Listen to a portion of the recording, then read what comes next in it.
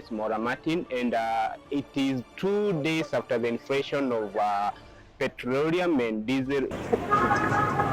And we are currently in Makongeni, Thika, whereby there is no even a single vehicle that is being allowed to pass over, and we are seeking support from the government to come over and hear the cry of we as Kenyans, because we are really struggling. Because, for instance, the ones that were meant to travel all the way to Nairobi today, they haven't reported to jobs, and also the ones that are within Thika and you are working within, it is impossible for you because you have to walk all the way from Makongeni to Thika. And we are really seeking for support from the government to come over and hear our cry and maybe reduce the fuel price for us.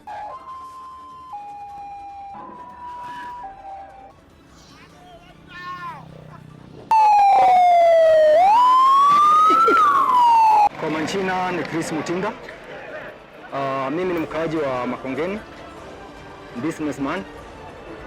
Kuna ile shida ambayo inapitia wa Kenya, tumefinyika, mambo imekuwa juu, kama mafuta sasa imeongezewa, na ile mafuta vile imeongezewa, source ya watu ni hii magari kubwa na ndio inatumianga kama diesel.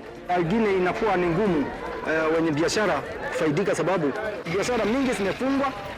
Wamama wale alikuwa anasema wamama wa mboga watawainua, siku hizi wengi wameenda nyumbani, wako na watoto.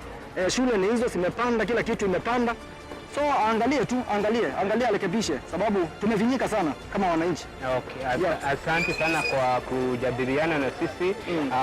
Kama msikiavyo, hivyo ndio malalamishi yenye tuko nayo huku pande ya Makongeni, na pia hata sisi tunaweza taka kulilia viongozi wetu watuonekanie, manake kama siku ya leo watu hawajaenda kazi, watu huku wanalalamika venye economy imeenda juu, na tungeweza taka sana hata sisi hao viongozi wetu watuonekanie na wasikie kilio chetu. Ndio.